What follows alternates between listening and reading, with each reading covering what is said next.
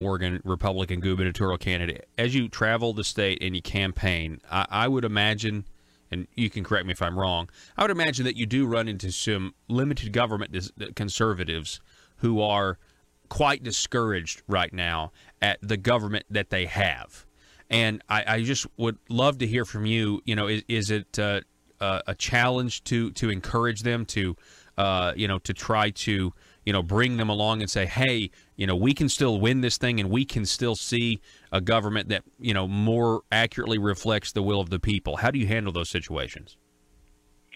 By telling them that we should never give up. We can't give up until there's nothing left to fight for. And I understand their discouragement, Paul. It is discouraging, but the machine can be beat if you keep plugging away. We are making progress. The fact that the governor is having to talk conservative shows that our message is getting out there. And this is really our last chance, Paul. Because if we don't fix this now, that's why I'm in this race. We can't wait 4 more years for another conservative to step up to the bench and run.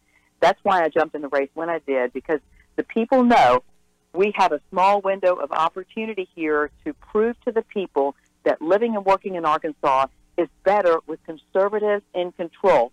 And whether you're a conservative or an establishment Republican, the Republican Party is going to get the blame or the credit for what happens in this state when we're in control. And right now, the direction that we've been taking this state under 4 years of leadership, the same problems that our Republicans are having are the same things that we complained about when Democrats were in control. Yes. Corruption, increased taxes, big government. So we have to take the helm. The conservative end of the state has to take the helm now.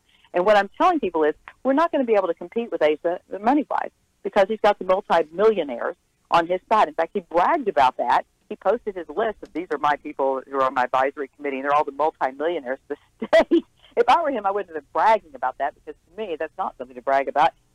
It shows you who's controlling public policy when Asa is the leader. Mm-hmm. Well, the people who are going to be controlling public policy when I'm the leader are the good folks of this state, the fine folks of this state. We need boots on the ground. And if everybody who is supporting Jan Morgan will tell 10 other people a week who I am, why I'm in this race, we will win. Wow.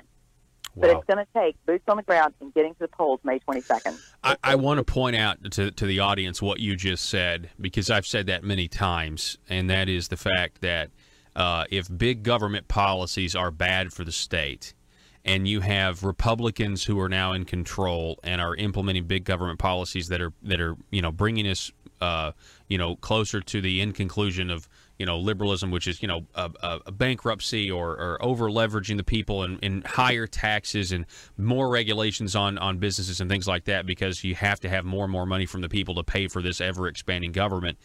It will be conservatism that gets the blame, because the media will they assume that if you're a Republican that they can call you a conservative, when conservative ideas won't actually have ever been tried at all, but they will blame the catastrophe on conservative republicanism. And I really couldn't agree with that point. It's a very esoteric point, and it's exactly right, because we've seen that play out across the country before.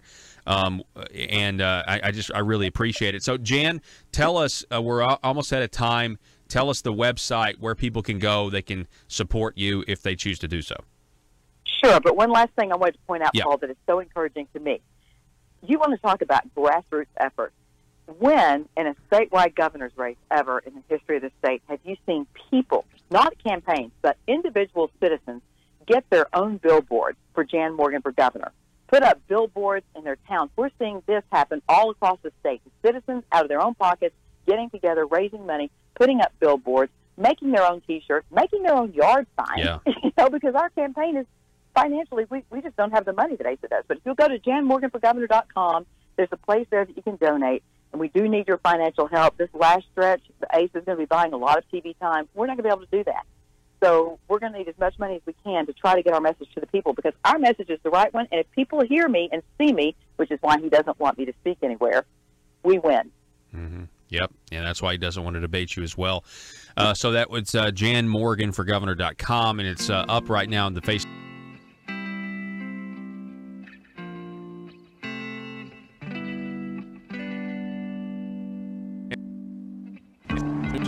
think it's time we ask ourselves if we still know the freedoms that were intended for us by the Founding Fathers. They seem to be in full-scale retreat from spending cuts and are talking about raising people's taxes again. And I have only one thing to say to the tax increasers. Go ahead, make my day. If we lose freedom here, there's no place to escape to. This is the last stand on earth. Those who would trade our freedom for security have embarked on this downward course. Whether we believe in our capacity for self-government or whether we abandon the American Revolution and confess that a little intellectual elite in a far distant capital can plan our lives for us better than we can plan them ourselves. Conduit News Radio with Paul Harrell is on now. Good morning, everybody. Good morning. Thanks so much for being with us. This is the intersection of conservative ideas and reality. We are building a liberty machine here. We want you to be a part of that. Again, as always, one of the ways to do that is to call us or text us at 870-275-9799, or you can sound off over on the Facebook Live video at facebook.com/Conduit News. That's facebook.com/Conduit News.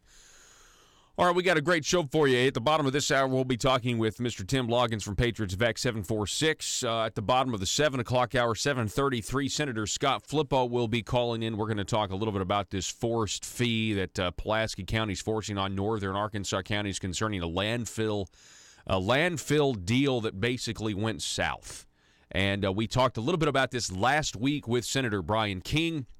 And he certainly did a good job of telling us what we need to know, and we'll get some more information on that with Senator Scott Flippo coming up again at 7:33 this morning. I wanted to start the program today and talk a little bit about the media. I know we talk about, and you've heard in a lot of ways. I mean, the concept of mainstream media, that phrase, that buzzword that you hear a lot. Is because of conservative talk radio. Conservative talk radio was around. I grew up listening to it. This was before you had the internet. This was before you had any sort of alternative voice that was kind of bucking the establishment, bucking the system of the scripted narrative that really goes out. I mean, the idea that there used to be a narrative among the several news stations, among the NBC, CBS, ABC, Fox, whatever, used to actually be they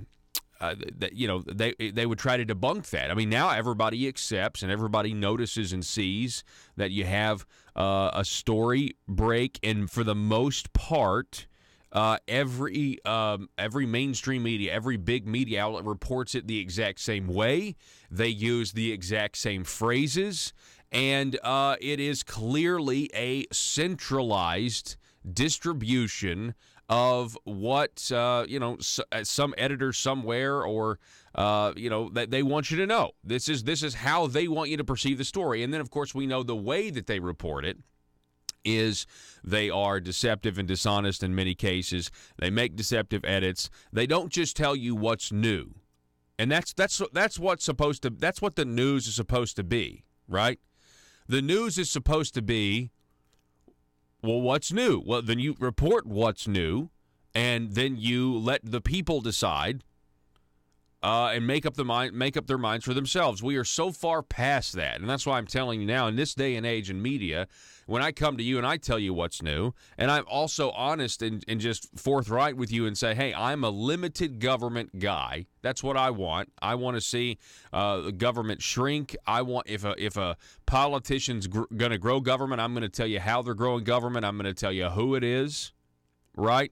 And it's because I really do believe that a big government actually takes our freedoms away, makes us less free, less voluntary cooperation.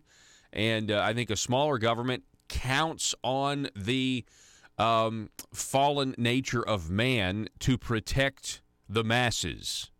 And that's kind of what we want. That's the whole point behind a constitutional republic, specifically America's constitutional republic. So let me ask you this, okay? Let me ask you this. Do you trust your local news affiliate. So you have the big guys, ABC, NBC, CBS, Fox, and then you have their local affiliates. So you have local TV stations, and they cover local news, right? And so you can think of Little Rock KTHV, and KARK, and all these up there, all these and across the state of Northeast Arkansas, you have KAIT. Over in Northwest Arkansas, you have, what is that, 4029 News. You have all of these different things, and there's like this all across the country, right? And they're affiliates for these big guys. Well, a lot of those stations are owned by the same media company. Now, not all of them, but the largest one, for example, is called Sinclair Broadcasting, or Sinclair, whatever. And so some of these headlines have been popping up, and because there was a script that went out. Now, to be fair, Sinclair sometimes has faced criticism from the left as being more right-slanted. And, of course, if you're right-slanted at all, then you're going to get all this criticism, and that's going to be, what's said about you. But I don't really care about that, and I don't really have an opinion on that one way or the other because I don't really know, okay? But what I will tell you is this. There's been compilation YouTube videos going around because Sinclair has decided they put out a script to try to combat fake news. And this is the most eerie, it's the creepiest thing I think I have seen in a long time. The New York Times, for example, has reported on this. Sinclair made dozens of local news anchors recite the same script. And it was the same script that had to do with, quote, the sharing of biased and false news has become all too common on social media. Some members of the media use their platforms to push their own personal bias. This is extremely dangerous to our democracy. And it goes on and on and on. So we're going to play. I'm going to play this compilation video for you, but I want you to understand something. Those of you who are listening on our terrestrial radio affiliates, okay, this is going to sound much different than if you were to actually see this video. So if you really want to see it right now, I would hop on over to either conduitnews.com, and the streaming player is going to pop right up because we're live. Or I would hop on over to facebook.com/Conduit News, or our YouTube page, Conduit News, because we're playing this video for you right now. Again, here it is. I want to know what you think about this. Does this weird any of you out? Let's listen to it, and we'll talk about it more here in just a minute. Listen. Oh, do we have? Hi, I'm Fox San Antonio's Jessica Headley. And I'm Ryan Wolf. Our greatest responsibility is to serve our Treasure Valley communities, the El Paso, Las Cruces communities, Eastern Iowa communities, Mid-Michigan communities. We are extremely proud of the quality, balanced journalism that CBS 4 News produces. But we are concerned about one-sided news stories plaguing our country. The sharing of biased and false news has become all too common on social media. More alarming, some media outlets publish these same fake stories without checking facts first. The sharing of biased and false news has become all too common on social media. More alarming, some media outlets publish these same fake stories without checking facts first. Unfortunately, some members of the media use their platforms to push their own personal bias and agenda to control exactly what people think, and this is extremely dangerous to our democracy. This is extremely dangerous to our democracy. This is extremely dangerous to our democracy. This is extremely dangerous to our democracy. This is extremely dangerous to our democracy. This is extremely dangerous to our democracy. This is extremely dangerous to our democracy. This is extremely dangerous to our democracy. This is extremely dangerous to our democracy. This is extremely dangerous to our democracy. This is extremely dangerous to our democracy. This is extremely dangerous to our democracy. This is extremely dangerous to our democracy. This is extremely dangerous to our democracy. This is extremely dangerous to our democracy. This is extremely dangerous to our democracy. Now, these people look like frauds when they do this. Now, I'm not saying I'm not insulting them as, personally, I'm just saying, when you look at all of that together, does that not freak anybody out? Because what is happening here is a couple of things. I guess under the umbrella, I would just say manipulation. But there are a lot of people that have a very trusting relationship with their local news anchor on television. And this trust is being exploited because if the average person heard that, they thought, oh, okay, well, this is an editorial, and this is the thoughts of my local station or the thoughts of my local anchors and blah, blah, blah, blah, blah. And so the concept is that it's local and it's decentralized. That's the message they're trying to get across. The complete opposite, however, is true. It's not decentralized. It is centralized. It is coordinated. It is being disseminated all across the country in an effort to shape public opinion. And, I mean, honestly, folks, this is about keeping the sheep as sheeple here. And what are they saying? What is the content of this? You hear it? Social media posts trying to combat this concept. And I just had red flags when I saw this. I mean, I had chills up my spine. Social media posts, they're trying to combat it, and people are posting things. I've got a statement to make. I want to know if you agree with this or not. Is there fake news on the internet? Yeah. Are people getting more and more of their news from the internet than ever before? Yeah. Yeah, they are. But I would contend that the things being disseminated on the internet are more factual and true than they're not factual and true. I think there is more. I think the news stories that you hear on social media and things like that, I think people are getting the truth. I think it is a more effective vehicle to get the truth out there because you can have so many varying opinions. And yeah, you can have those guys who are out there trying to willingly deceive or being dishonest, but don't we have that right now? And yet there used to be no recourse. Is there fake news on the internet? Yeah, there's fake news from Sinclair Broadcasting. They are railing against this concept of, I mean, they're projecting. I mean, they're projecting as like, oh my goodness, we need to be very careful. This is a threat to our democracy. I think the fact that every one of these local anchors was manipulating their audience, I think that's a threat to our democracy. I think it shows you just how centralized, and there's something going on. There is an effort, and I don't know if it's because Donald Trump won and they want to blame Russia or they want to blame Facebook, but the mainstream media's hold on on the information and being able to mold and control, the mainstream media's control was shattered, at least in their opinion, when Donald Trump won. Because it made them all look ridiculous. You know how many of them were talking about how there's no way Donald Trump can win. There's no way Donald Trump, this is a joke, Hillary's going to walk in. The polls. It made them all look illegitimate, every one of them. And so now we've had this, and what did they do? I mean, from day one, they're just basically, bending over backwards trying to prove that the president is a criminal or something, all because he won an election. You know what I'm saying? All because he flipped the script. I mean, and he made them all, they all have egg on their face. Now I'm not talking about these local anchors. These local anchors, okay, just so you know, they were told to read this, right? Okay, we got to read this thing. I mean, we're owned by Sinclair, and Sinclair made dozens of the local news anchors do this, and here we go. They got the compilation videos, and it's just bone-chilling to me. It really is.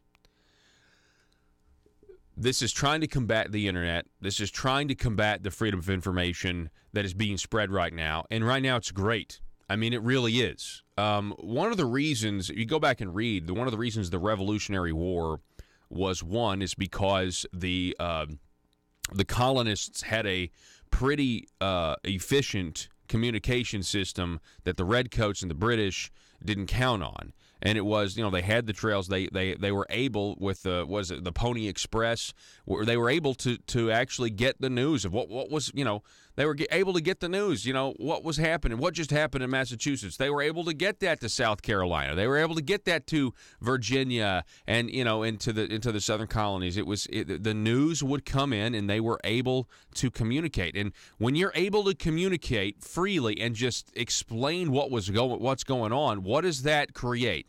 It creates a unifying base of knowledge. And most people, when they're from the same area or from the same country, if you just give them the facts, most people are going to come to similar conclusions.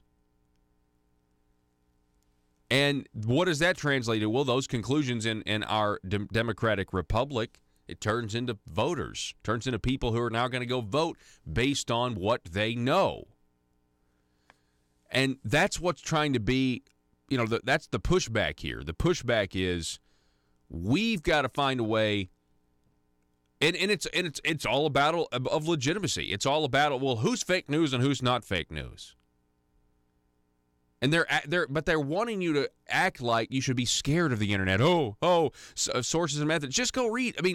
Go read some of these articles. It's pretty obvious if an article isn't well sourced, and it's pretty obvious if you just I don't know about that. You never read something and you're like, I don't know about that. And sometimes you go do your own research and you're like, oh wow, that is true. Then I thought it, because some of it's, maybe it's outrageous or something like that. You say, no, actually, this is, there are other people reporting this. You can track this down.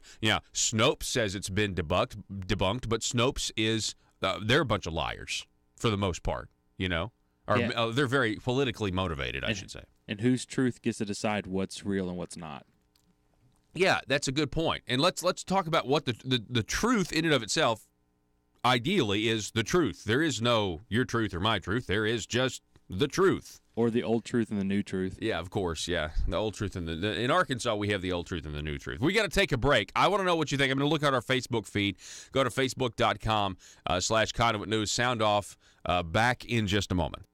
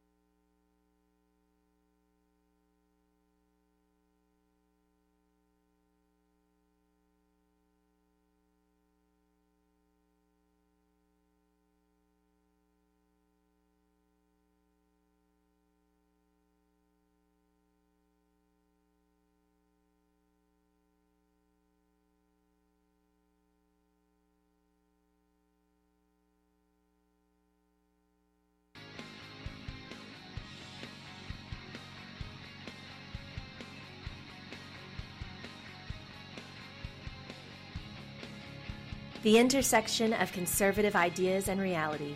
Conduit News Radio with Paul Harrell.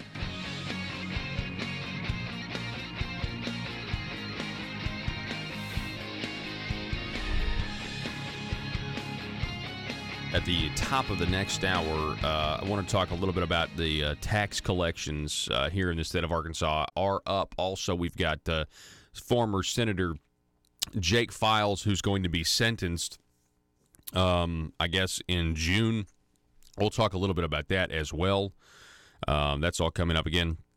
Tim Logan's coming up here in just a minute with Patriots VAC 746, as well as Scott Flippo next hour. All right, so here's the thing. I got a bunch of phone calls yesterday. And I got these phone calls because, well, let me just say this. It has to do with Jan Morgan and Governor Asa Hutchinson and their primary race for governor.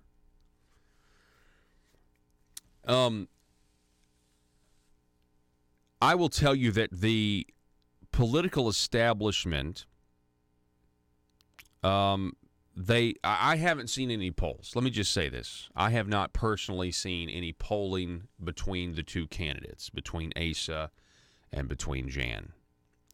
But I will tell you, I have heard from multiple sources that there is a poll that the campaign has done, okay, and the Asa Hutchinson's campaign, and it is being circulated around among Little Rock. It's not being released. Again, I haven't seen it, but what I heard was it had Jan, polling maybe around 18, 19, 20%, something like that.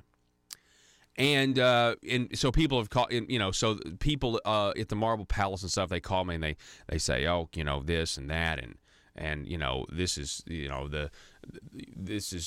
just a formality at this point. Ace is going to win and everything else. Now, hear me out. This is what I'm hearing.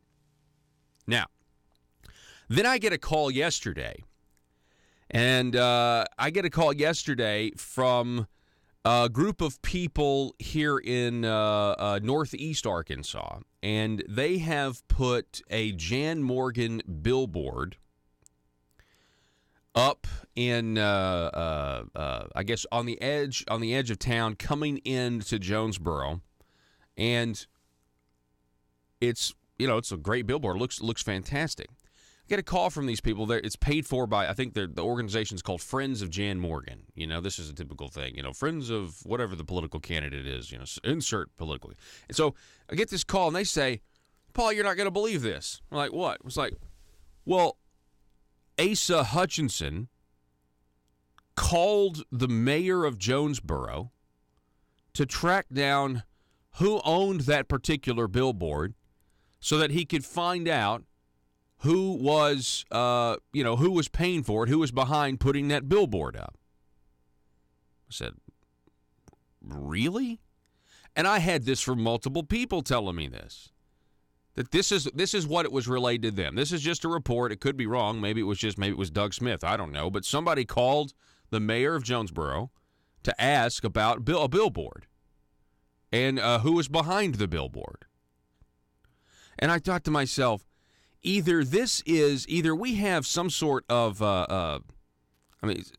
psychological thing going on, sociopath, where we just can't tolerate an ounce of disagreement at all, or another opinion, or this race is a lot closer than what is being leaked to the Marble Palace establishment to try to keep the morale down.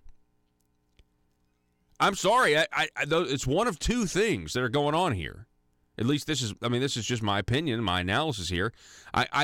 When Governor Hutchinson, in his office is trying to keep, Jan Morgan from speaking as they have in the past, and there's a lot of other things that are going on that you don't know about that I can't even tell you, intimidation tactics and things like that. But other some people tell me things, and I'm just telling you, that doesn't sound like somebody who thinks, that doesn't sound like a campaign who thinks that this primary is just going to be a formality. Asa Hutchinson has come out, against transgender bathrooms, folks. He's come out strong against transgender bathrooms. This is a completely different governor who's in campaign mode right now. Does that, think about it. He comes out and announces a 50% reduction in state agencies. This is a completely different man. He's doing it just for campaign reasons. This is a guy who comes out and says, I'm going to lower your taxes now even more, 6.9 to 6%, if you'll just reelect me. This is a guy who goes on Fox and Friends just so he can cut an ad. Have you heard the radio ad that's playing across the state? Just so he can cut an ad. Normally, he goes on MSNBC and CNN and is used as the token Republican to criticize other Republicans that are trying to actually get stuff done conservative in government. I don't know. I just think, look at that. Listen to what you hear, okay, what they're saying, but what is Asa doing? He's moving to the right because I think he's worried. Baker is with us. Rodney, welcome to Conduit News Radio. Good morning. Thank you, Paul. Yeah, absolutely. Thanks for getting up with us this early. And so tell us, you are in the roofing business. So tell us, how'd you get started doing something like that? Oh, I don't know. It's bad luck, I guess. No, I grew up kind of bouncing around different homes. And one of the homes I lived in, the man was a roofer, and I started doing it weekends, days after school, holidays, and I hated it at the time, but now I see that it was just God preparing me for what he had me to do in life. In Matthew, it says that they'll be preaching from the rooftop, so I guess that was my calling. That's great. That's great. The name of your roofing company is Baker Roofing, and you see the website right there. You can go find more information at bakerroofinginc.com. That's bakerroofinginc.com. Now, where are you based out of, Rodney? Out of Polk County. Okay. I serve all of Central Arkansas, but I'm based out of Polk County. So you say you didn't like it at first. I mean, obviously putting roofs on, I mean, that's hard work, but I mean, what was it about it, you didn't like it, but now you do enjoy it? I mean, you're putting roofs over people's heads. I mean, that's a great service. Yes, sir. I just, as a kid, every weekend, every holiday, when you're 11, 12, all the way through your teens. I see. If that's how you're having to get your spending money and your clothes money, and you just think it's a, you woe is think me. it's a curse. Yeah, I got you. I got you. All my friends are at the grocery stores and the convenience stores and the little quick fast food places, but I was making a lot more money in them, but I was working a whole lot more than they were too. Yeah, but learning that valuable skill, I mean, really and truly learning a really valuable skill. All right, so you've been doing this for a long time then. I mean, you've been really learning this trade for a while. So at what point did you just say, hey, I'm going into business for myself? I mean, did you ever branch off? Did you have, when the business was getting started, did you have to do any side jobs to support it? I mean, how did you build the business? Well, like I said, I've been doing it since I was a teenager. I've had other jobs in the past, but it just seems like this was always my crutch. If ever things got tough and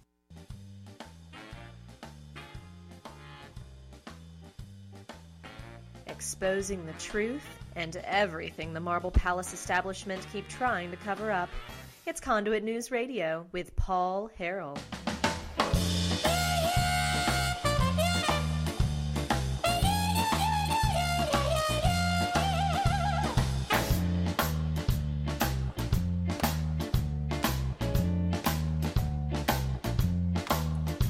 All right, ladies and gentlemen, welcome back to the program. This portion of the program is brought to you by the Patriots VAC 746.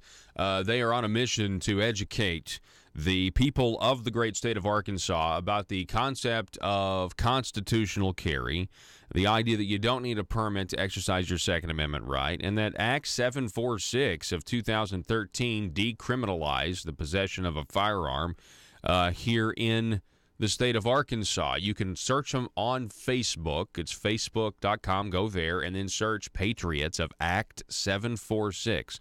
It's a closed group, but ask to become a member and get on board this. I mean, it's a fast-growing group because people here in Arkansas, they like the Second Amendment. They like firearms. They like to be educated, and they like to be associated with others who feel the same way.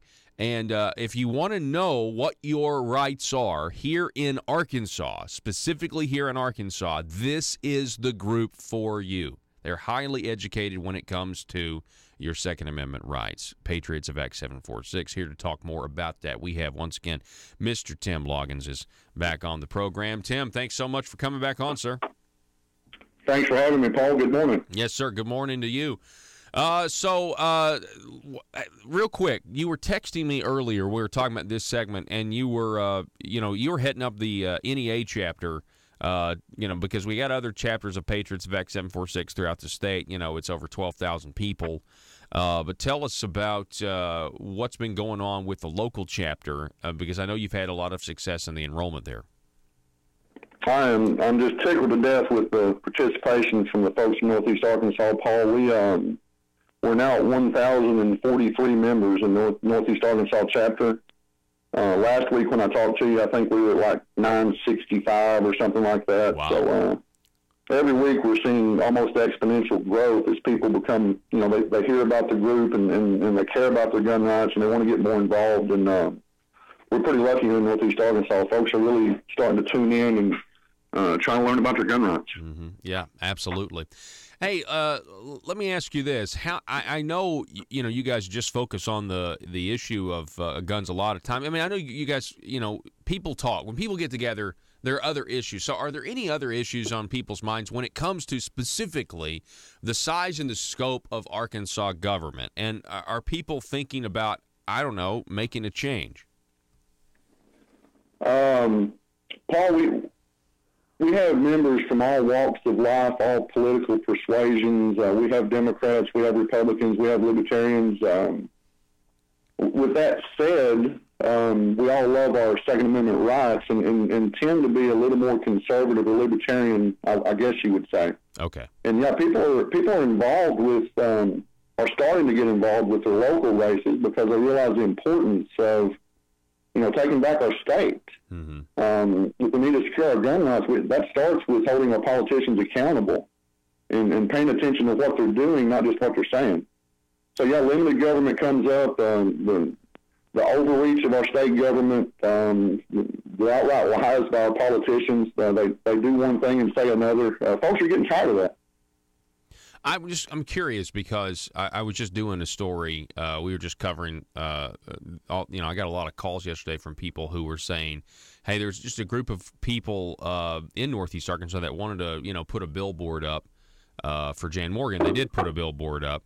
And then the report is that you have the governor basically calling the mayor and trying to track down who owns the billboard so they can track down who actually was paying for it. It was the Friends of Jan Morgan and that sort of thing. And I thought to myself, maybe it's just because I don't feel like the governor has average people out there doing that for him, sacrificing for him.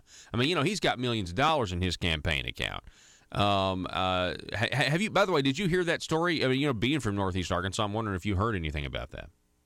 I heard your report on it, Paul, and I heard some rumors. I didn't heard anything, concrete that I can talk about. But yeah, I did hear that story. Okay, all right. Well, anyway, I think a lot of people are waking up just to the concept. I mean, political races aside, I think people are waking up to this idea that your freedom ends where my freedom begins. I think that, and I think the Second Amendment is a great tool to start that conversation. And I'm telling you though, I think people are starting to apply principles to multiple situations and doing it equally. I get that sense, and I think people are kind of waking up to the pitfalls of big government, as we say, or and the benefits of saying, hey, why don't we just leave people alone? Why do we have to have a permission slip from the government that says, you know what, you get to have the human right of self-defense, but you don't get to have the human right of self-defense? Do you think people are waking up? Go ahead. Go ahead, Paul. I'm saying, do you think people are waking up to that fact? Like, hey, we need a government that lets people have their freedom and leave them alone. Absolutely. I see it every day. I advocate every day on Second Amendment issues, especially on Patriots Act 746. And I encounter people from all walks of life that firmly believe, in their gun rights, that they have a right to keep and bear arms. And a lot of it's, confusion. They don't know what the law says, and they want to be law-abiding citizens, but they also want their rights. Mm-hmm. And they hear politicians say one thing, and they kind of believe another, and they're confused, and they want to know what the law says and what they can do. And that goes across a broad spectrum. It's not just gun rights. People are getting tired of their taxes being increased, but saying that their taxes were cut. that we're going to slash government, but government keeps getting bigger by $600 million over the last 4 years. And people are tired of that. And they are starting to apply those conservative principles. And I hate to call it conservative, I call it constitutional principles. The Constitution of Arkansas and the Constitution of the United States, people are starting to demand that. And to me, that's a really good thing. Yeah. Yeah, and I think we now know as well. I mean, if you just look at the switch. I mean, it's a political fact that you had Barack Obama in the White House, and you had a lot of people that said, I can't vote for Democrat anymore because they really are the Socialist Party. They are the party of abortion and things like that. So they switch over to the Republican Party.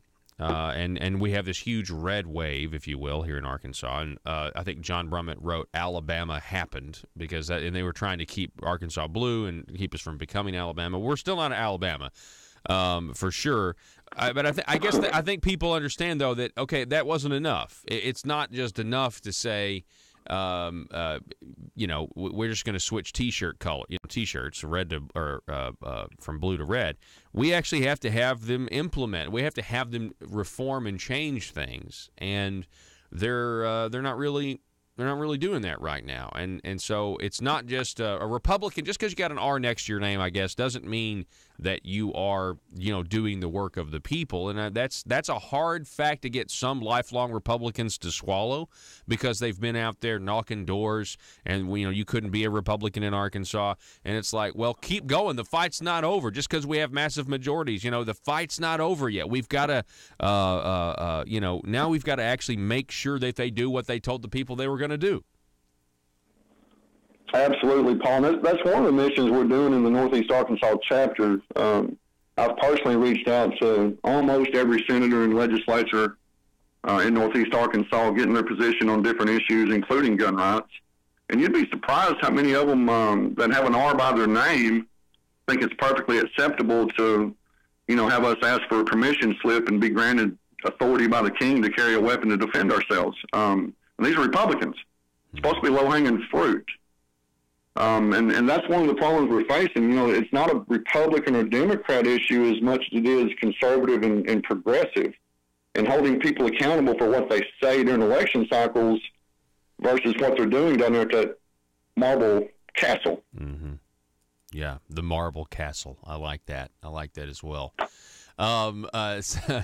Hey, Tim, let me ask you this, just on the concept. Are you familiar with how Act 746 was passed, and just in terms of, it was signed by a Democrat governor who obviously didn't read the bill? Yes. What are your thoughts on that? It's like well, the corrupt system worked for the good guys for once. And that's kind of the way I feel. I'm going to give Governor Beebe credit. Maybe he knew what it said, maybe he didn't, but he did sign it, and that was a step forward in our regaining our rights to carry a weapon in Arkansas. It's really not our fault that, if he wasn't smart enough to read the bill. No, I mean, I'm just saying, like, if you go back and you look at it, and you look at the vote, right? I mean, back in 2013, you have this bill, and it got Democrat support, it got Republican support, and it was just, they changed one word here, one word there, mark this word out, and, eventually it gets to the governor's desk, and, he doesn't really read it either, and then July 31st or whatever comes around, and now it's the law of the land, and boom, you have the decriminalization of weapons in Arkansas, and you have open carry, you have constitutional carry, and it's taken a while to get to this point. But I'm just saying, folks, you got to understand, like, the way it was done is most of the time when things are done that way, government grows. At this particular time, there was actually probably one of the biggest transfers of power from the government back to the people when it comes to that. When it comes to Act 746, do you agree with that, Tim? Absolutely, Paul, and I'm going to add to that and say that ever since 2013, we've been fighting the forces that have buyer's remorse. And I'm talking about Democrats and Republicans that actually wish they hadn't relinquished that power and control over the people. Every session of the legislature, there's some attempt to, repeal 746 and change it back to what it was. And our governor right now is talking about, we're constitutional carry, but, and we have Trent Garner down there talking about, one thing or another, but he's not letting a campus carry bill get out of the judiciary, and folks talking out the side of their mouth. It's buyer's remorse on Act 746, and we've been finding that since 2013. Yeah, I would have loved to have been like a fly on the wall when some staffer somewhere comes into the Governor Beebe's office, and he's like, Governor, because they knew. I mean, if they didn't know, as soon as they reread the bill, they're like, what did we just do? We did what? And it's just so funny to me. But you mentioned Senator Trent Gardner. So Senator Trent Gardner, he was on board with the enhanced carry bill's final product, which I believe was a terrible bill. People are calling it a garbage bill. I love that phrase. We're going to stick with that one.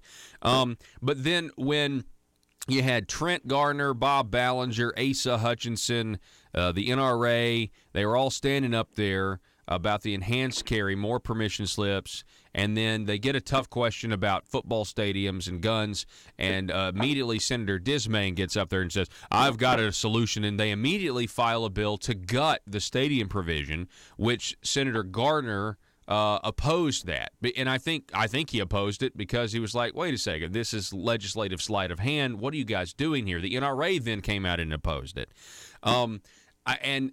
But he says he's going to work to make the enhanced carry bill better next session. And I would just say, let's just go a completely different path, because the bill itself was a political consideration over the effectiveness of the policy. And I think we're seeing that play out before us. And what we need, we don't need a new section of red tape. What we need is just clarification about the rights that we already have. Absolutely, you're 100% correct. I mean, in the case of Senator Trent Garner, he's come out recently talking about how he wants to fix it, and he's not for the restrictions that's in the enhanced, but he's one of them that voted for it. I just see that as political doublespeak and trying to placate the electorate. The best way to fix the enhanced carry is just get rid of it. It's confusing. You're going to break the law. If you get an enhanced carry permit, you're going to break the law and not know it. It applies more restrictions, and it infringes upon our right to keep and bear arms. And these politicians, you got to be real careful with politicians. They'll say a lot of stuff. It's not what they say, it's what they do. Mm-hmm. And it's hard for the average guy to research what their elected officials are actually doing at the Marble Palace. There's a couple of publications, Family Council, Conduit for Action, they give scorecards. But it's hard to know what they're really doing. And that's the challenge for voters in Arkansas. Don't listen to what your politicians say. Look at what they're doing. Yeah. Look at what they've done. Yeah, that's exactly right. Hey, talk about that reward. Talk about the $1,000 reward that's out there. Well, we have several of us got together and kicked in some money. There's a lot of folks, Asa Hutchinson being one of them, that says that a permit's required to carry concealed. And it's really pretty simple on our challenge. If you can show us in the law where it says you have to have a permit to carry concealed, and if you can show us the punishment for carrying concealed without a permit, we got $1,000 for you. Wow. There you go, folks. There's probably some attorneys listening. Get on that. Yeah, so you got to show where. Say that again. You got to show where the punishment is, and you have to show what? You got to show where the Arkansas law says you must have a concealed carry handgun license to carry concealed, and you got to show the punishment for carrying concealed without a license. Mm-hmm. Yeah. And I'm going to tell you right now, Paul, I'm not the sharpest tool in the shed, but it doesn't exist in Arkansas law. Yeah. There is nothing in law that says you got to have a permit. Nothing. So we've just been psychologically conditioned by our own government to believe that we have to have a permission slip when we don't? Absolutely. We're accepting the rumors and the lies and the innuendo and the manufactured confusion of our elected officials. And let's be real honest about it. The only reason they're manufacturing this is because, between $4 and $6 million a year, somewhere in that neighborhood is going to Arkansas State Police. It's funding their retirement. It's money directly into the state police budget. I was talking to a legislature I'm not going to call his name. And he agreed with me that there's no law that says you have to have a permit, and there's no punishment if you do. But he said, find me $5 million to give the Arkansas State Police, and we'll straighten that law out. So it's all about money. Yeah, it's all about money. That's really, really sad. I wonder what else we're being psychologically conditioned to accept that's not actually true. You know, I wonder what else. That's really scary when you think about it. All right, well, Tim Loggins, I appreciate it, sir. Patriots of Act 746. Look them up on Facebook, facebook.com. Search for Patriots of Act 746. Tim, it's always a pleasure to have you on, and we'll do it again soon. Thank you, Paul. I appreciate it. All righty, good morning to you, folks. Good morning to you. It's, 7:50? And 6:50, sorry. Couldn't see the clock there. Sorry, yeah. You're not late for work. It's 6:50. We'll be right back. If you're like me, you believe that small business is the heart of Arkansas's economic engine, and it should be viewed that way by the politicians in Little Rock. Conduit for Commerce also believes, like you and I believe, policies that achieve less regulation and lower taxation help small business in Arkansas thrive.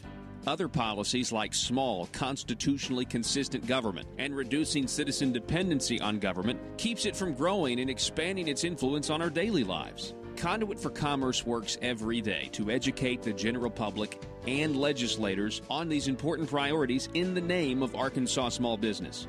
By the way, contributions to Conduit for Commerce are tax deductible. Log on now to conduitforcommerce.org and click on Contact Us on the right side of the page. That's conduitforcommerce.org. Go there now and learn the facts on protecting small business in Arkansas.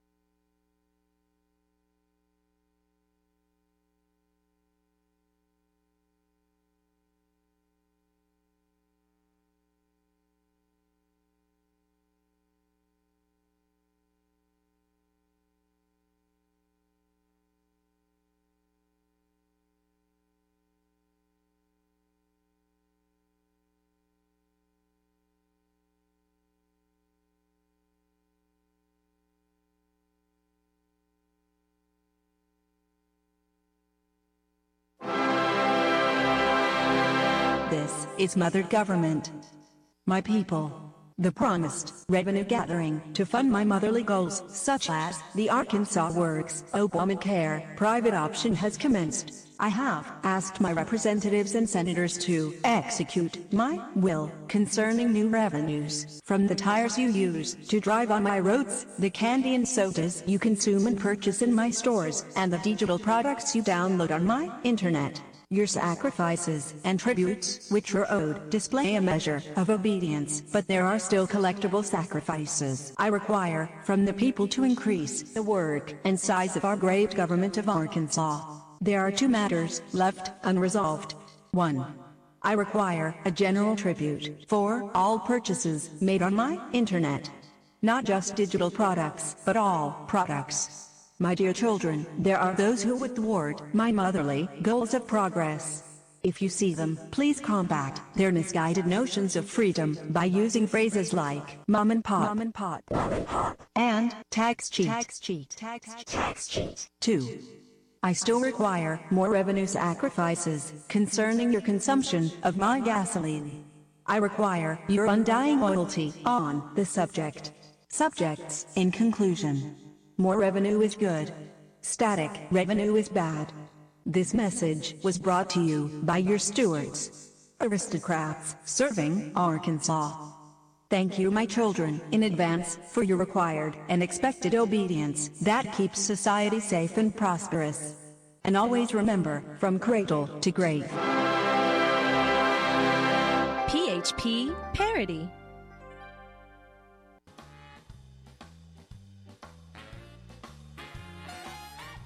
Determined to drain the swamp in Little Rock, It's Conduit News Radio with Paul Harrell.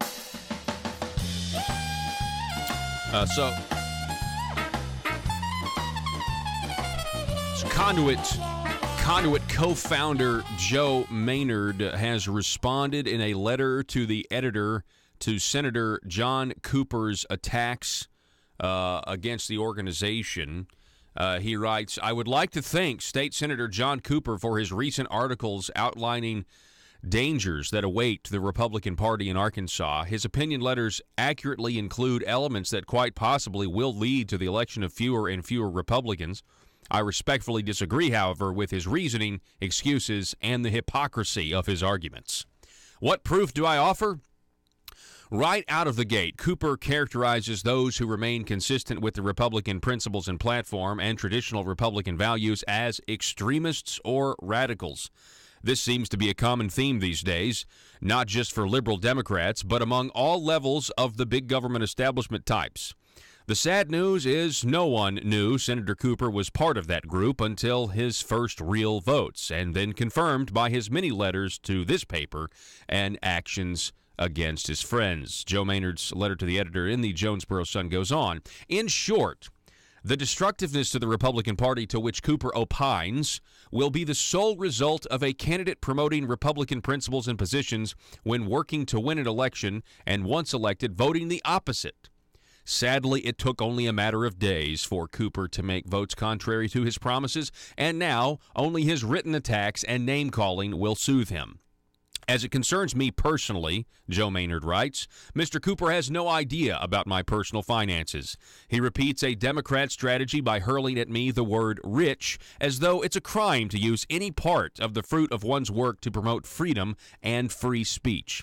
It should sadden us all to learn that Republicans in Arkansas are embracing hate labels historically reserved for use by those wanting less freedom. Clearly, Conduit is committed to the Republican platform and principles. We've always been. We have not changed. Any of our published and spoken materials prove this. We will continue such commitment unless that platform moves to the left. We were involved in Mr. Cooper's initial election and remember his stated positions and commitments to those same principles and his voters. His attempts now to deceive those voters about his prior positions is the more extreme position. If this trend continues among elected Republicans, one must not wonder long why the voters might eventually reject these sorts of Republicans for honest Democrats. We believe Cooper and his kind represent a short-lived transitional Republican majority in Arkansas. But unless we continue to increase the number of principled and platform Republicans in Little Rock, Cooper is correct that the Republican majority will end, as it should. Grassroots Republicans must not get discouraged. They must continue to learn and educate others concerning how those they send to Little Rock vote. Demand that the Cooper-style Republicans be replaced with those who believe in principle over party and continue to elect those who will keep their word. We realize that many who go to Little Rock with promises to keep will fail us, but that does not give us, the voter, a reason to give up on our beliefs or our efforts. When apologist Republicans begin to promote social welfare programs as being conservative, attack the grassroots of the party, and successfully sell false claims provided by the hands that feed them, Republican means exactly what the Democrats claim. We at Conduit continue to stand in the gap for what Republicans have traditionally stood for: freedom for all with less government. We understand, as do those who have built the Republican Party, as government grows, individual freedoms shrink. We will continue to suffer the likes of John Cooper, and with the help of real Republicans, we will continue to work to elect those who want a change in our state toward individual prosperity for all, not a state existing on government handouts. That's Conduit co-founder Joe Maynard. His response to John Cooper's attacks, letter to the editor in the Jonesboro Sun. You can check that out today. Go get your own copy. It's, it speaks for itself. One more hour coming your way next. The news and talk of of Northeast Arkansas. This is News Talk 101.3 FM and 1230 AM KBTM, Jonesboro, an EAB radio station. I needed to make extra money. I would just push my roofing a little bit more. And then in the 80s, I decided, about the early 80s, I just decided, I'm spending all this other, giving somebody else 50, 60 hours a week, and the amount of time that I'm spending there doing work for them, I'm building their business rather than building in my own. So I just stepped out and depended on God, saying, hey, I'm going to do this. Apparently I felt like this is the direction God wanted me to go. So I just turned loose to the other job, which I've done other things in the past, and I stayed with a company for a long time. And the whole time I was with that company, I was on a salary. So I would still have multiple days off. So I was still putting more time into my roofing business, even though I was giving them 40 hours a week. I was still giving myself another 50 hours a week. Mm-hmm. Wow. So it just seems like I've always been pushing. I always had 2 or 3 jobs, when I included. Even though I had a 40-hour salary job, I was still putting that many hours more into the roofing business. Wow. I mean, folks, I just want you to understand. I mean, this is the very American. It's American dream. You had to step out though, right? I mean, and I'm glad you talk about dependence on God. I mean, that's when you jump out there. I'm sure a lot of business owners across the state that are listening to this right now, they experience the same thing. There is it's nerve-wracking to just jump out there and to try to do something when you don't, if you're leaving what is, a guarantee, right? Yes, that's true. How I looked at it was, yes, if I'm working for somebody else 40 hours a week, and then I'm doing this roofing, part-time, and my part-time job is making more than my full-time job, a lot of people will think, okay, now's the time. I'm making more doing my side job. But I kept thinking, well, if I quit my full-time job and I start doing my side job full-time because it's making more money, am I going to run out of work quicker? Mm-hmm. Being it's only a side job, I've always got that side job. But if you make that side job your full-time job, have you got enough work to keep you full-time? So I kept waiting and to see if my side job had progressed enough, have I built my name enough, have I built up enough reputation that if I do quit my full-time job, my side job ain't going to phase out. In other words, I'm going to have more time to invest in it, so I'm going to run out of work quicker. Yeah. So once that side job had gained a consistency, I was a constant having work booked, months in advance, and it just progressed on and on and on. And then that's great. That's really good advice, by the way, for if there are people out there thinking of doing the same thing or in a similar situation. It's really good advice. You want to make sure the side job, once you devote all that time to it, like you said, that you're not going to run out of work. Yeah, I see people when I was working my other job. I was working for them, a salary week, and I had guys that were under my supervision. They'd have a side job, and they'd come give her 2 weeks notice because they'd made real good money over the weekend, and they thought, man, if I could do this all week long, I'd make a lot more money. Mm-hmm. Well, they'd quit. Well, then they'd get those few jobs that they had to do done, and then they'd be hurt for work.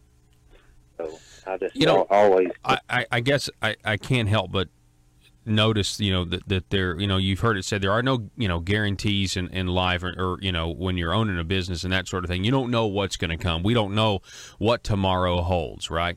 That's true. But when you're a big business, though, I mean, when you are a big giant corporation, it does seem that's when the government gets involved sometimes, a lot of times, and it does kind of guarantee and protect them. And I just wonder, as a small business owner, does that ever kind of rub you the wrong way? I mean, you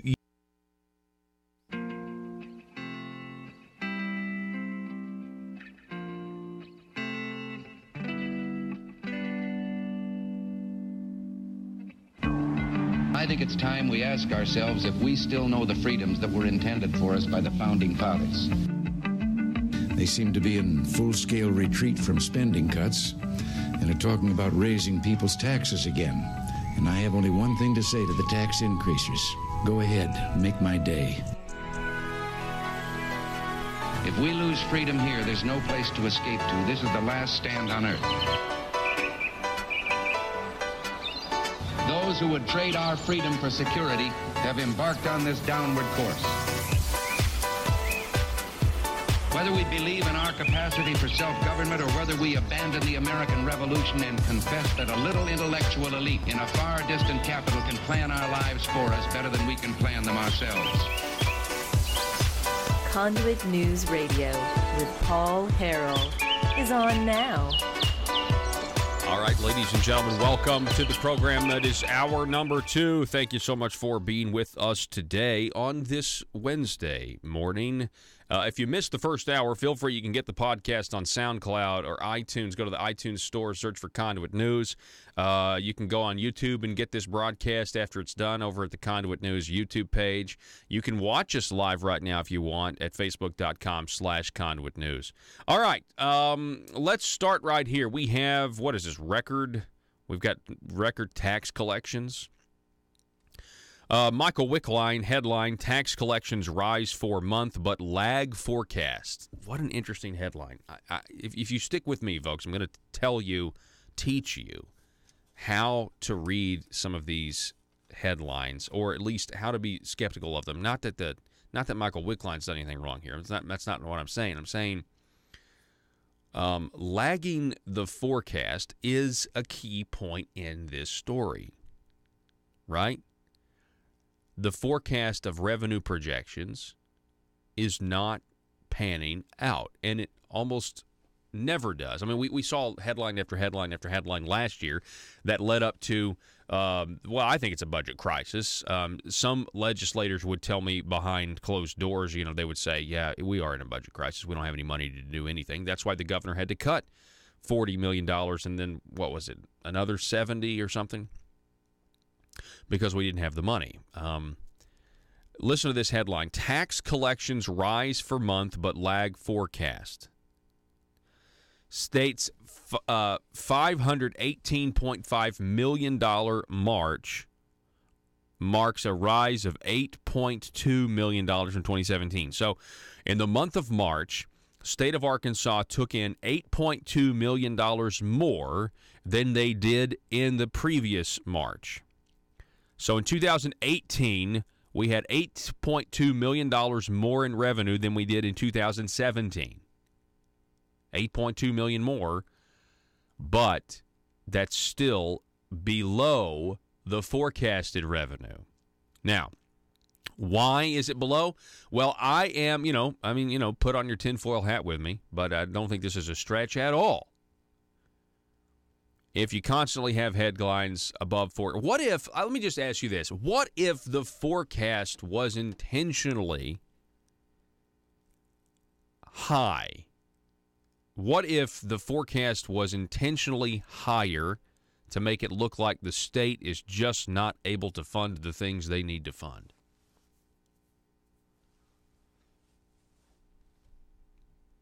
Take it or leave it. What if you make the projected revenue higher so that you get headlines that we are lagging behind the forecast? And maybe then you use that as justification to formulate an argument that suggests that the government just isn't big enough. And we got to have more sources of revenue like tax increases.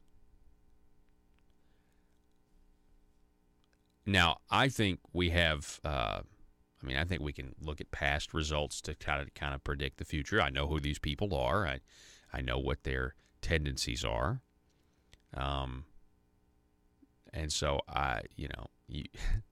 we could say that it's just a rampant speculation. You could say that, but I would say that I'm just kind of going with my gut here based on what I've seen in the past, and I think these guys they love to game out how they're going to grow government. They enjoy gaming out how it's going to happen, and what really excites them is how they can package it and sell it as conservative, right? That is the politicians' that's like a big government politician's dream. How can I grow government for my special interest friends, but sell it back to my constituents as the opposite, shrinking government? How am I able to do those things? You know what I'm saying? The two largest sources of general revenue. Okay, listen to this. Arkansas general revenue tax collections in March rose by $8.2 million. The two largest sources of general revenue, individual income taxes and sales and use taxes, both increased in March over the same time same month a year ago. This is according to DFNA.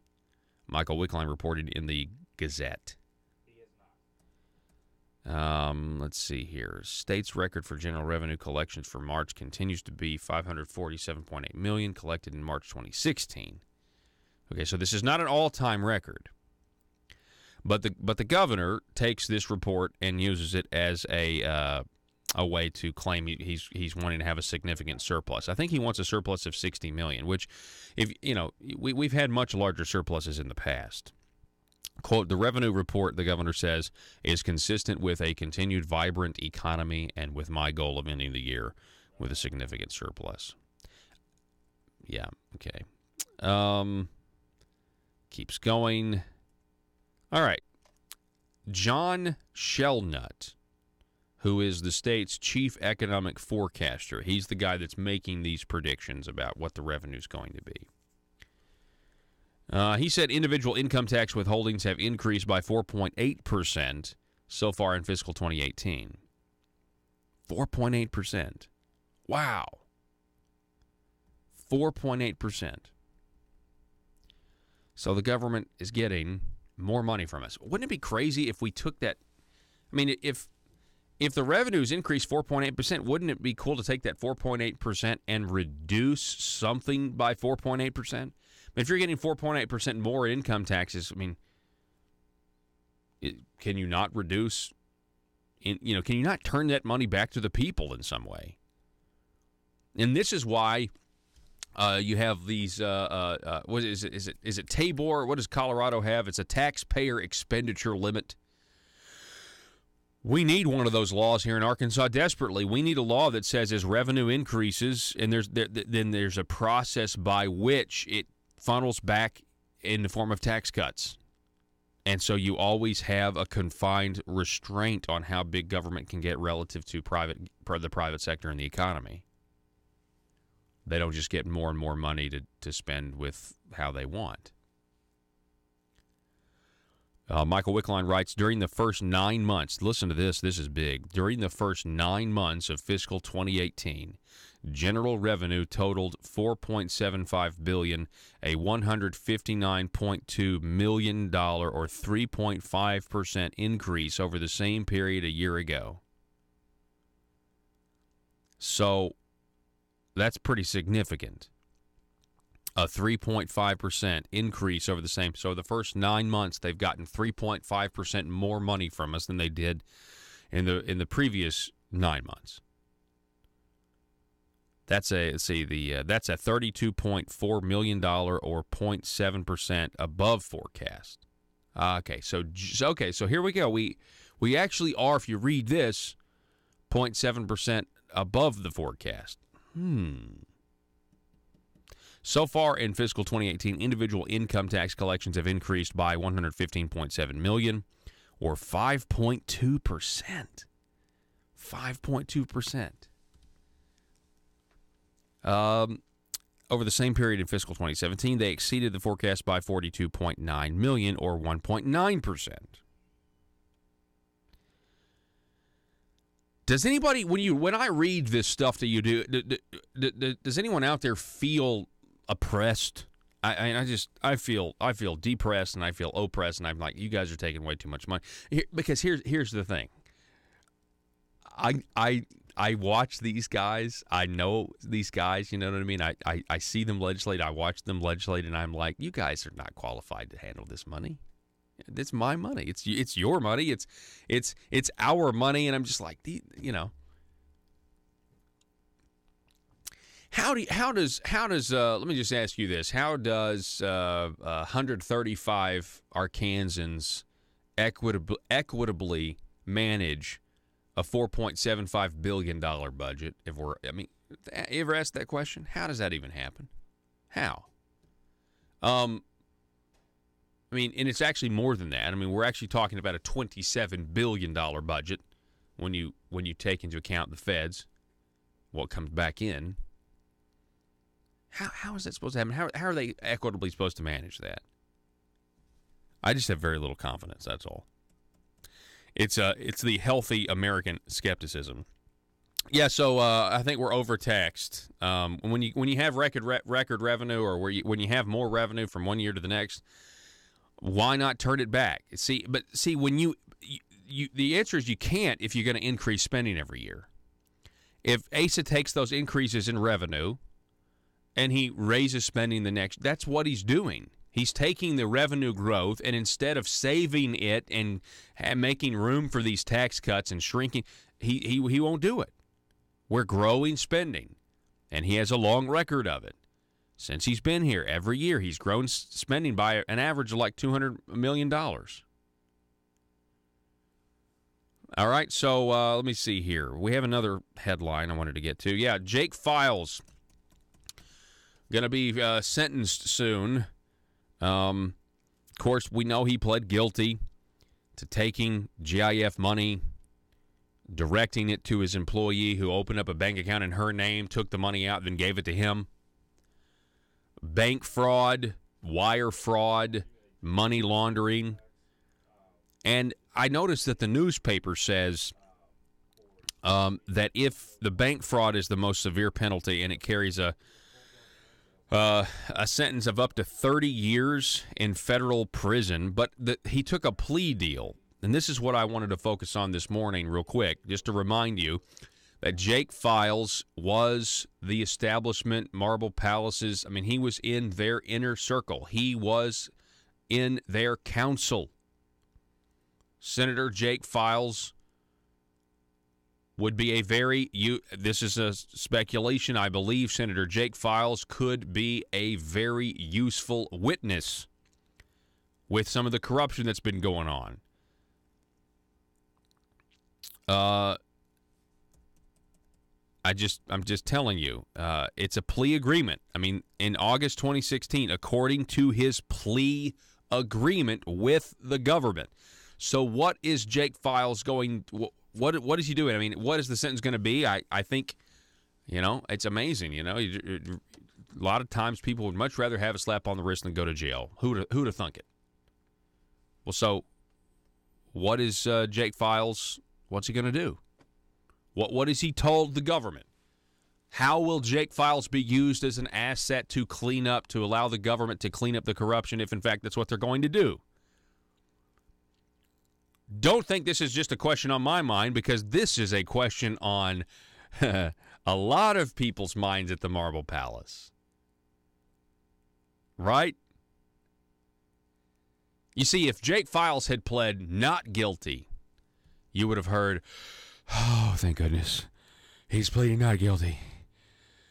You didn't hear that. Instead, just be watching for it. Well, it's been said before that when massive corruption cases at the Marble Palace in Little Rock are prosecuted, you can kind of tell who's the most worried, because you have people who start losing weight and looking like they're on Weight Watchers. And it's just because it's, they're very worried about, the FBI, 870-275-9799. We're going to take a break. At the bottom of this hour, we'll be talking with Senator Scott Flippo. Always great to have him on. Don't go anywhere. Back in a moment.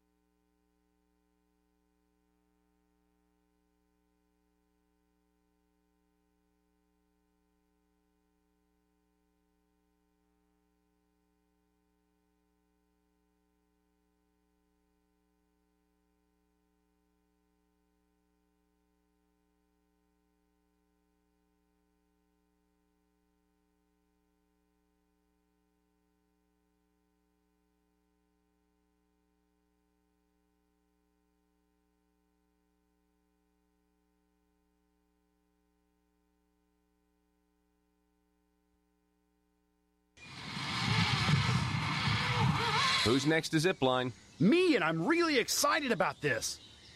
Sir, I'm sorry. The Zipline has a 350-pound weight limit, and frankly, I do not think it would be safe for you. Oh, that's okay. I self-identify as 180 pounds, so it's cool. Sir, that doesn't make any sense to me, and I'm afraid we can't let you ride the Zipline. You're too heavy. I'm sorry. I can't believe this. I thought we had evolved as a society. I thought this was America, but I guess this is just my plight. First slavery, and now fat-shaming. Sir, again, I'm really sorry. You listen to me. If you don't let me ride, not only will I sue this company for discrimination, I will sue you for damages because right now my feelings are so hurt and I feel embarrassed because I'm holding up the line. Wouldn't be the first time. Watch it, mister. Look, okay, I'm sorry. I just don't think it would be safe for you. You don't understand. I self-identify as skinny. So you have to let me ride the zip line. The Constitution says so. I get to define my own reality. Oh, you know what? Okay, fine. Whatever. Ride the zip line. Mike, let this man ride the zip line. Thank you. Now watch as my self-identity trumps your bigotry. See you on the other side, racist. Here I go!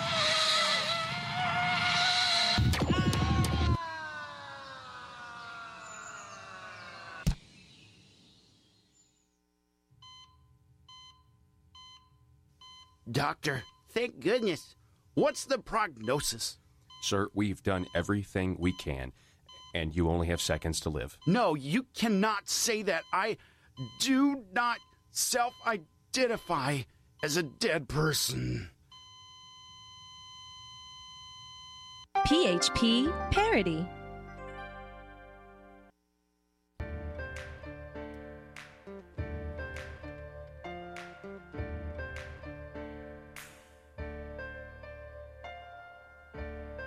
Bringing you your daily dose of truth. It's Conduit News Radio with Paul Harrell.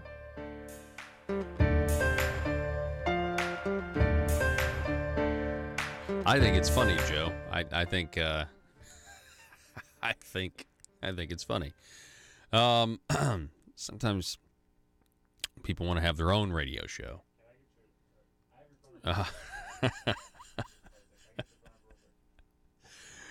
Oh man, Joe's screening calls in the other room. That's what he's doing. He's having a lot of fun doing it. Okay. Arkansas panel has advanced new rules to cut Medicaid costs. So, in another example of everything that we've been saying being proven right. Now, one of the contentions has always been that this current path that we're on in Medicaid that Obama started us on, or Obama offered us and we took the apple, if you will, it's always been financially unsustainable. That's not an unreasonable statement, and we've been saying that for a long time, and now, finally, They're all admitting it in all of their actions that, yeah, this is financially unsustainable, and we've got to try to find a way to cut costs. We can't end the program because if we end the program, it'll cost us money, but we got to keep the program because if we can keep the program, it makes Blue Cross Blue Shield happy and CVS Caremark happy and all these other big companies. By the way, every pharmacist in this state, you owe a thanks to Jan Morgan for running for governor. Because if Jan Morgan hadn't run for governor, Asa Hutchinson would not have been on board with the PBM fix. Every one of you, I'm telling you, he wouldn't have done it. He wouldn't have done it. He wouldn't have. Look at how he's pivoted to the right. We got to add that to the list. Asa pivots on making the state agencies announcement, that's politically motivated. Making the income tax cut announcement, that's politically motivated. Making the acting like he fought the Obama bathroom edict, that's politically motivated. Going on Fox and Friends, that's politically motivated. And signing the PBM bill and bucking CVS Caremark, I don't think he would have done it. I don't think he would have done what the pharmacists wanted if he didn't have a primary opponent. I mean, come on, you guys, even you ASA supporters out there know that's true. You know it's true. My goodness, I wish we would have been able to run a religious freedom bill, right?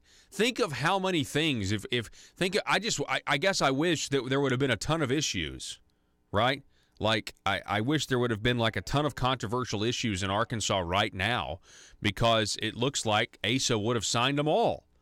You know, ASA, I wish we could have, really limited the size and scope of government because there were maybe real-world events that galvanized the people and brought it to the forefront, like the pharmacists brought the PBM issue to the forefront. That would be great. You know what I'm saying? But, yeah, that didn't happen. But anyway, there's a lot of conservative talk going on because of the primary. Anyway, Arkansas panel has advanced new rules to cut Medicaid costs. So right now with Arkansas Works, if you sign up for Arkansas Works, do you know that Blue Cross Blue Shield policy is retroactive for 90 days? So 90 days of previous medical expenses. And they're saying this is really, too generous. And so they're backing that off now. They want to change the rules and they want to say, no, we'll be retroactive for 30 days. But here's a question. When you guys sign up, and you guys who are not on, free health care and you have to pay for your own health care, does Blue Cross Blue Shield cover your medical expenses for the previous 90 days or 30 days? No. No, they don't, do they? Why are we doing that with taxpayer money? Anybody? Anybody asking that question? That doesn't make any sense. Representative Deborah Ferguson, though, who is a Democrat from West Memphis in typical Democrat form, she says the rule changes are going to possibly, what did she say? Going to cost the state $20 million. We're saving $1.3 million, but in order to save $1.3 million, we're actually costing the state $20 million in federal funds that would go to hospitals and providers. Is that right? So that's what they're saying. By doing this, we're not going to get as much federal money. Uh-oh, that means it's going to hurt hospitals and providers. Can I ask a question here for a second? And what are the circumstances in which a hospital should close? Now, the hospitals are not going to close. They're not. They're constructing. They act like they're operating on a shoestring budget, and they're going to close any second. Yet they're expanding and they're building, and they've got more beds or more rooms than they have patients. It's just getting ridiculous. But I would just like to propose: can you foresee a circumstance? What would be the circumstance where a hospital would need to shut down and close? I think we assume that, we've got to have the hospital open. I don't think we ever think about, are there appropriate circumstances where the need would go away, or is there some other? I guess people never want to think in those terms.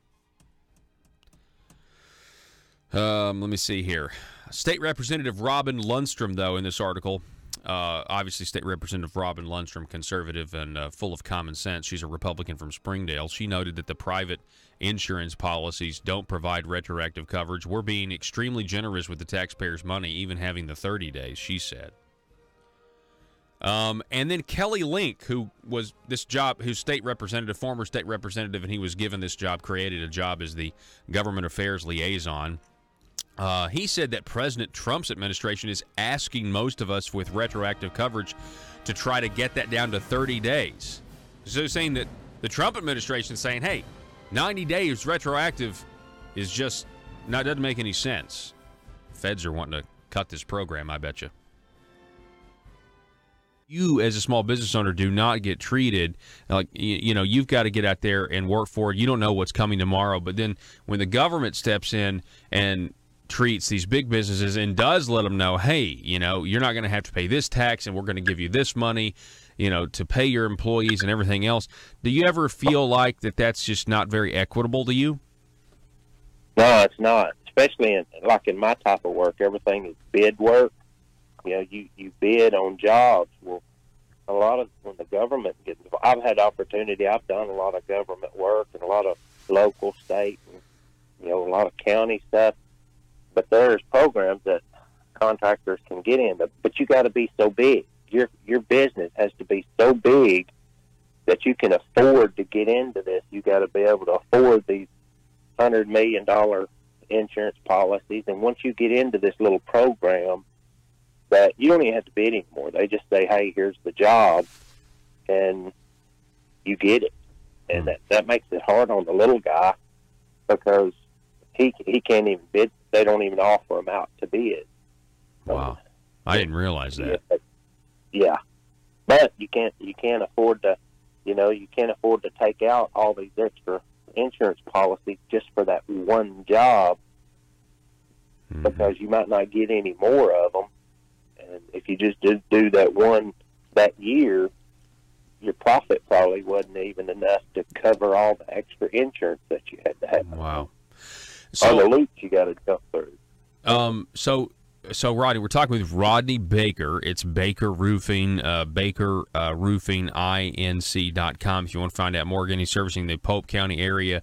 Rodney, do you have any employees that work for your business? Yes, I do. Okay. Yeah. So about how many? I've got probably 7 full-time and wow, that's great. 3 part-time. That's great. And they all live right here. They're all born and raised right in this area. That's great. And so you started as like a one-man operation, and now you're employing 7 to 10 people. Yes. Wow. That's fantastic. That's fantastic. And that's another reason, that, those 10 jobs are so valuable to the community and to that, to their families and everything else. And this is why we do these segments, because we're trying to highlight, what really is the backbone. And there's other stories out there that are just like yours, Rodney, and have a lot of similarities. So in your opinion, does government generally make it easier or harder to do what you want to do in your business when it just comes to delivering the service of putting a new roof on somebody's house? Does government typically make that hard?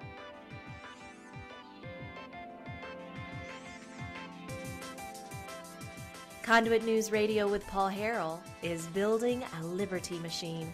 Find out more at conduitnews.com.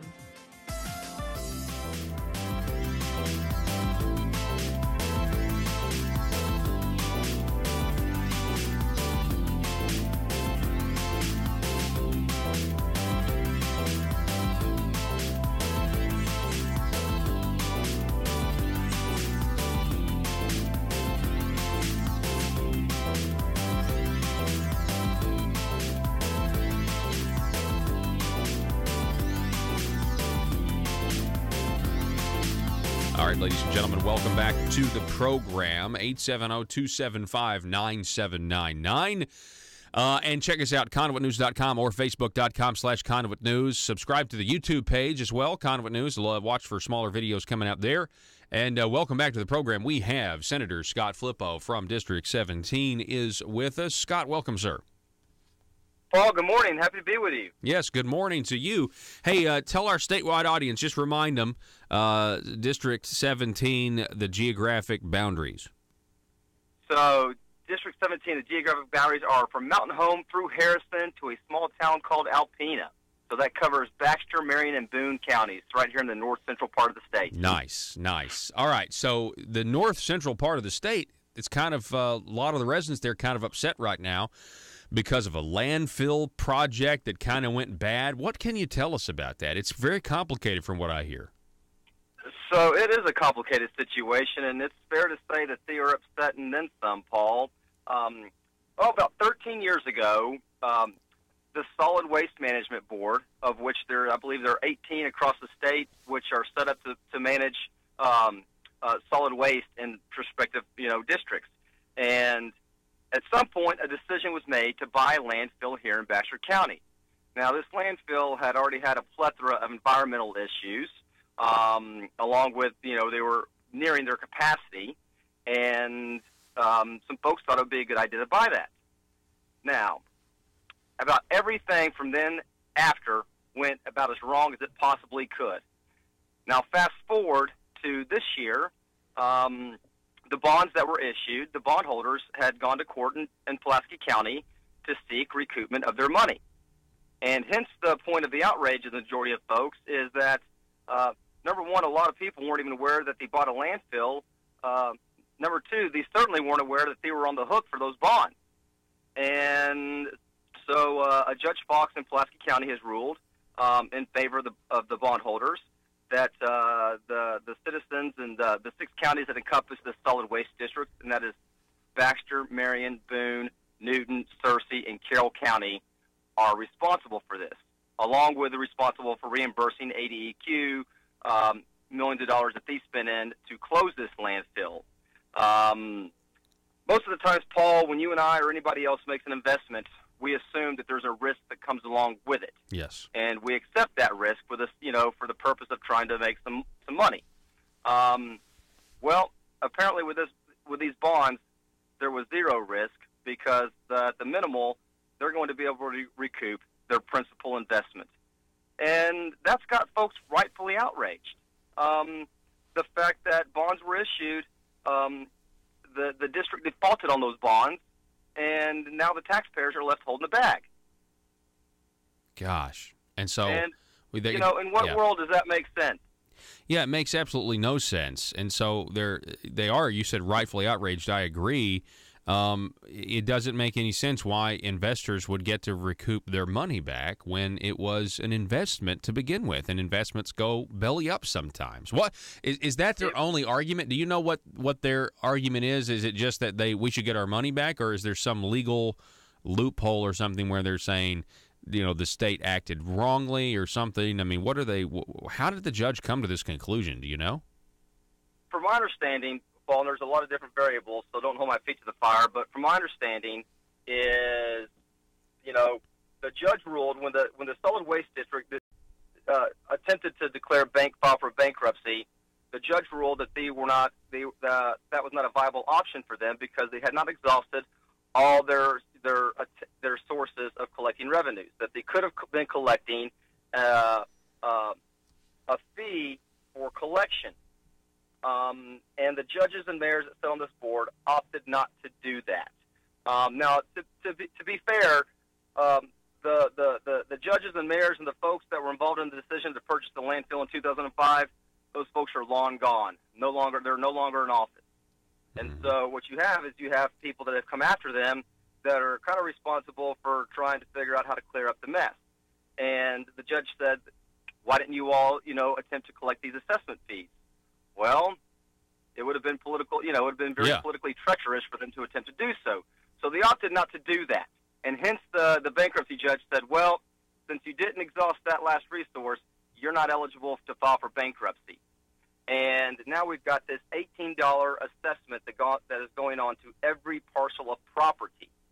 And that's a whole nother story, is about the way that these are being assessed. And so, for example, Walmart's going to pay the same as that 85-year-old widower on a fixed Social Security income. Mm-hmm. They're both going to pay the $18. And is it $18 a month? I believe it's a year. Okay, a year. Okay. So they're going to have to pay this assessment fee. And this is for 25 plus. This is almost for 30 years, Paul. This is not just going to be, Yeah. we're going to have to pay it for the next 2 or 3 years. We're looking at 25, 30 years. Mm-hmm. Yeah. No, I mean. And a lot of those folks that are getting stuck with this, they weren't here when, they never received any services from that landfill. But the law stipulated that it wasn't predicated upon them receiving services. So what set the platform to develop these solid waste districts was legislation passed back in 1989, I believe, which called for the creation of these solid waste districts. But what it did not mandate was that they purchase a landfill. That was done, that was kind of done along with the Economic Development District and along with some county mayors or some county judges and some mayors. And I think what behooves me is that, from my understanding, they were not responsible to go back to their quorum courts and their city councils and run these things through them. So a lot of folks that were even, in the quorum court or city council at the time, they were just as caught off guard as anybody else. So the judge essentially says, if you're going to issue bonds, if you're going to issue bonds, at a minimum, it ought to include the quorum court and the city councils, because the people that sit on this board were your county judges and your Class A mayors. Mm-hmm. So in order for the citizens to rightfully have their voices heard, it might not go to a full vote, for each county, but at a minimal, let the people's, representatives, i.e. their city council members and their quorum court members, be involved in part of the process and have their say-so as well, because they would be speaking for the citizens that they serve. Yeah, no, I agree. And so the judge in Pulaski County essentially does the thing that the politicians didn't want to do because they knew it would be unpopular. So how unpopular is this $18 fee and assessment to make sure that the bond holders recoup their original investment? How mad are some of your constituents over this? All in my 4 years in politics, this is the biggest issues I've ever seen. People are outraged. Number one, there's certainly people out there that this is going to be a decent enough financial impact on them. They have multiple parcels of property, which are going to pay this $18 on each single one of them. And then a lot of times it's just they're upset about the principle of it, which is some bondholders, some banks and financial institutions issue these bonds, and there's somehow some kind of legal mechanism that they were able to exploit to recoup their investment. And who's stuck paying it? The taxpayer. Now, this just plays in line with what people are just entirely frustrated with government, which is we're bailing out the banks, we're bailing out the auto industry, now we're bailing out the bondholders. Who's looking out for the taxpayers? Mm-hmm. That's exactly right. And, of course, their frustration now is that the people that got us in that the whole mess to begin with, they're no longer in office. So I understand now that in Arkansas, statewide, because of, I believe this was back in 2016, yeah, we had what was called a jobs amendment, but in reality, it allowed the state of Arkansas to basically have no cap on the amount of bonds they could issue for super projects and things like that, and it also filters down to municipalities as well. But in that jobs amendment, bonds are to be issued now with the full faith and credit of Arkansas taxpayers. And so I'm curious, is there some bleed over there? Is that kind of the same principle here? I know this happened in 2005 before this amendment passed, but I'm thinking it's kind of foreshadowing what could happen in the future if their investment or the gamble doesn't work out. If it's backed by the full faith and credit, then they have no choice but to get more revenue somewhere else. And I think that the distinction there, Paul, was that the bonds that were issued to purchase this landfill, they were not backed by any specific, tax revenue. Just the revenue generated off of operating this landfill. Mm-hmm. And, I've seen information which said that they pegged the value of this landfill to be between $1.5 to $2 million based upon environmental issues and the lifespan of this landfill. Well, heck, we ended up buying it for just about $11 million. What? Are you serious? Yeah. Oh, my goodness. Yeah. Wow. So the whole thing, Paul, from beginning to end, it stinks. And And, these are part of the hard part of my job is this has certainly been a local issue. This wasn't anything that the legislature had an involvement in. But those people are long gone that sit on these boards that made that decision. And so people want to hear from their elected officials. And, what I've been doing these past few weeks is going around and visiting with people. And I've attended various meetings and have another one tomorrow in Valley Springs over in Boone County. And it's to tell people that I understand your frustrations. However, I've yet to see anything that's going to be able to get us off the hook for this $18 assessment. And it's not something that people inherently that they want to hear, but I believe it's my responsibility as an elected official to not always tell people what they want to hear, but tell them what they need to hear, even though I know it's not going to make them inherently happy. Yeah. I think there is going to have to, if there is something done, it's going to have to look more in it's going to have to be more in the terms of a class action lawsuit and handle this in the courts and not through the legislature. As I told somebody just yesterday, so there's plenty of rulings that I disagree with coming out of the judiciary, but that doesn't mean that they always get overturned. I would question the constitutionality of that Judge Piazza in Pulaski County that overturned the constitutional amendment that Arkansas had on the books that recognized marriage as between one man and one woman. And you got one circuit court judge in Pulaski County that overrules 75% of this state. Yeah. No, that's exactly so, right. and I to people is to pay attention, not just to your elected officials, but to your judiciary. No, yeah, that's exactly right. So you're saying like that the courts are going to have to maybe duke it out if they have recourse, that's what they need to do, because it would seem to me, I mean, legislatively, I mean I can't really think of anything that would prevent a judge from ruling what he ruled. You know what I mean? Correct. And so I don't know if there's anything legislatively that we can do to go back to, to kind of undo where we are today, which leads me to where I'm at. And I think a lot of my colleagues that represent areas that are affected by this, which is what needs to be done to ensure that we don't find ourselves in this position again. And what I'm doing my best to make sure that I'm doing is not, acting out of, with my emotions or out of anger, but out of a pragmatic voice of reason. I don't want to go off and do something or run a bill that might sound good today that has the potential to cause us even more problems down the road. Mm-hmm. Well, yeah, and we also there's also time. I mean, you also have a lot of time, Scott, and I know you, Senator Scott Flippo, you gather your research, you interpret the data, and then you make a decision at a later date. And so if there was a legislative, concept or whatever, I mean, there's a lot of time now between now and in January when the next session is gonna be. Oh, absolutely, there's time. And so, to me, is as angry as I am because I own 3 parcels of property that I'm going to be taxed on. Is I want to first and foremost, I want to make sure that if there's something that can be done at the state level to ensure that this does not happen again, that we absolutely pursue that road. But that still leaves us with this $18, and that I'm afraid, just from everything that I'm hearing and what I'm seeing, is it's most likely going to have to be handled through the court.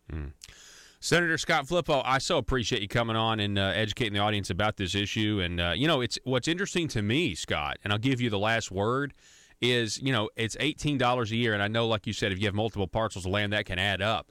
But what does this say about the people of Arkansas's tolerance for tax increases? I don't think they like them very much. Oh, they're not happy about them at all. And, the majority of people that I speak to, they consider this a tax. Mm-hmm. Now, the others involved will say it's a fee, but basically, if you don't pay this $18, you run the risk of losing your property, so you have no recourse. Generally, when it comes to a fee, you've got some options. You can choose not to utilize the service or the program, and thus not pay the fee. But with this, if you don't pay this $18, they can come through and take your property. Yeah, that's ridiculous. That's another thing that's got people rightfully outraged. Mm-hmm. So, bottom line, pay attention. Yeah, that's exactly right. Senator Scott Flippo, thanks so much for coming on. Good morning to you, and we'll talk soon, okay? Paul, thank you very much. All righty. Yes, thank you. Folks, this is Conduit News Radio. We're going to be back in just a moment. This is State Representative Dan Sullivan with a Liberty Moment. The Declaration of Independence states, to secure these rights of life, liberty, and the pursuit of happiness, governments are instituted among men, deriving their just powers from the consent of the governed. In other words, people are responsible for the character of their Congress. If that body be ignorant, reckless, or corrupt, it's because the people tolerate ignorance, recklessness, and corruption. If it be intelligent, brave, and pure, it's because the people demand these high qualities. If the next centennial does not find us a great nation, it will be because those who represent the enterprise and culture and morality of the nation do not abide in controlling the political forces. James Garfield. This is Dan Sullivan with the Liberty Moment. Paid for by Sullivan for Arkansas. If you're like me, you believe that small business is the heart of Arkansas's economic engine, and it should be viewed that way by the politicians in Little Rock. Conduit for Commerce also believes, like you and I believe, policies that achieve less regulation and lower taxation help small business in Arkansas thrive. Other policies like small, constitutionally consistent government and reducing citizen dependency on government keeps it from growing and expanding its influence on our daily lives. Conduit for Commerce works every day to educate the general public and legislators on these important priorities in the name of Arkansas small business. By the way, contributions to Conduit for Commerce are tax deductible. Log on now to conduitforcommerce.org and click on Contact Us on the right side of the page. That's conduitforcommerce.org. Go there now and learn the facts on protecting small business in Arkansas.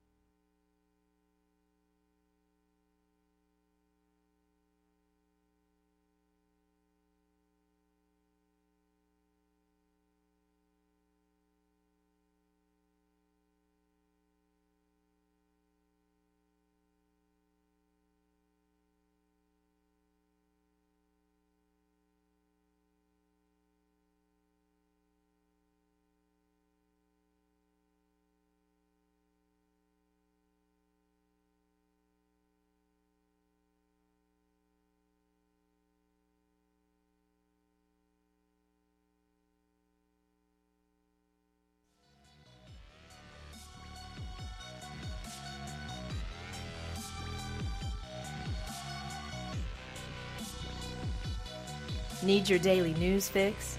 Don't forget to tune in to Conduit News Radio with Paul Harrell.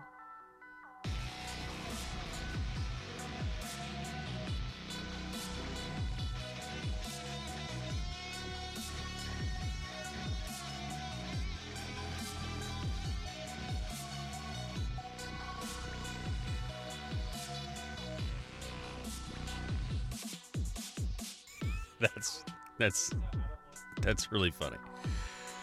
Okay, all right, welcome back to the program. I'm going to revisit this letter to the editor that we read at the end of the program, or the end of the first hour of the show. So, of course, Senator John Cooper, we've talked about him several times, I guess, over the last 2-3 weeks. He decided to attack the local representatives in his Senate district for voting against Obamacare Arkansas Works, and then there was a rebuttal, and then Dan Sullivan, State Representative Dan Sullivan, rebutted him because Dan Sullivan has a great voting record, and on principle, he votes the way he tells his constituents he's going to vote. It's really refreshing, and so do others. And so he... he wrote that response. It was really, really good. Well, so then John Cooper writes another response.